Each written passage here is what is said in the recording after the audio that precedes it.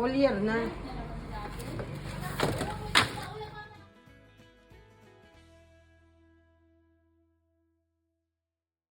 Peacock pheasant, sa Tagalog po ay tandikan.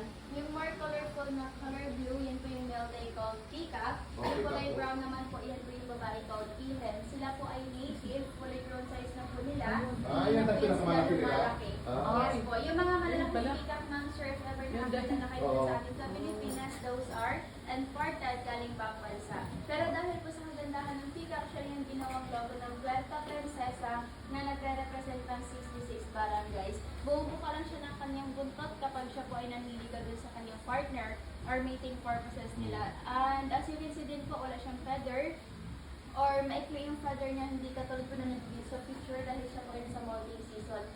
Naglagas po yun ng nakaraang linggo, so mayroon na rin po siya panibago ulit na feather, pero hindi pa Turtle ng China. And here naman, meron tayong mga third stage sa paru-paro. Lahat po ito live. After a few minutes, yun nakahang na para maiunat nila na maayos. And then, kailangan nilang pakiyun. Hindi pa.